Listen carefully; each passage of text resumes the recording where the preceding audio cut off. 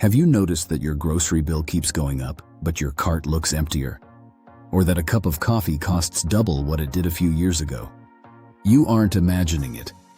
But before we continue, be sure to follow our channel. Click subscribe. We post videos about personal finances for Canadians in a simple and easy way to understand. Also visit our website, www.financiallywise.ca, and use our free personal finance web app with an AI financial coach at www.financiallywise.ai. This is the invisible tax on your money called inflation. But what is inflation exactly? Simply put, inflation is the rate at which the price of goods and services rises over time. It means your dollar buys you less today than it did yesterday. Think of it like this. If you had $100 in 1990, you could buy a full cart of groceries. Today, that same $100 might only get you one bag. The money hasn't changed, but its purchasing power has shrunk. Why does this happen? It usually comes down to two things: supply and demand. When people have more money to spend, they want to buy more things. If businesses can't make enough products to keep up, they raise their prices. This is called demand pull inflation. It's like too much money chasing too few goods. Another cause is when it costs more to make things. If the price of oil or raw materials goes up, companies charge you more to protect their profits. This is called cost push inflation. So, is inflation always bad? Not necessarily. A small amount of inflation is actually a sign of a growing economy. But when it gets out of control, it erodes your savings. That is why keeping your money under a mattress is a losing strategy. To beat inflation, your money needs to grow faster than prices are rising. Demand pull inflation happens when there is more demand than there is a supply of certain goods and services. When demand is higher than the availability of goods and services, the price of these items can go up. Cost push inflation is driven by production costs of a product or service. When there is an increase in the cost to produce something, for example, when the cost of plastics and metals increase, that is used to produce motor vehicles. Built-in inflation is created after the effects of demand pull and cost push inflation.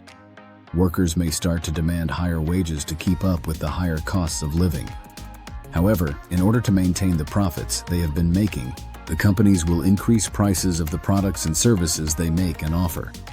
This is why it is often said that consumers end up paying more even when they get a wage increase.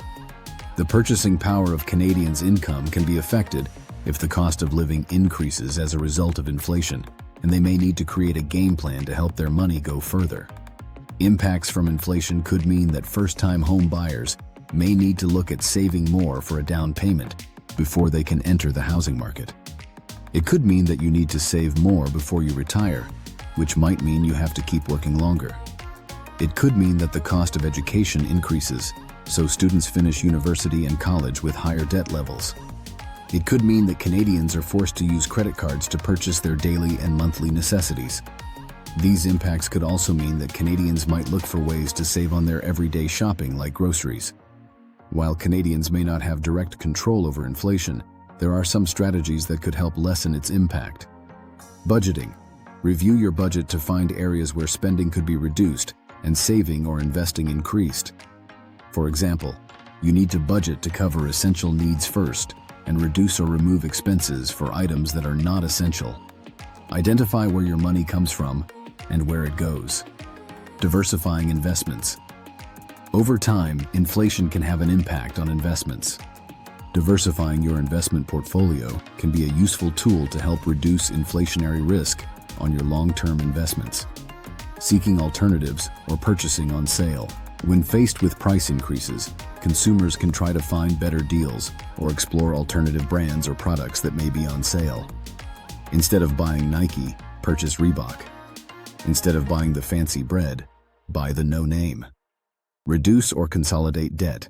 Debt consolidation of your outstanding loans, including any credit card debt, could permit you to negotiate a lower interest rate than what you are currently paying for each of these debt items.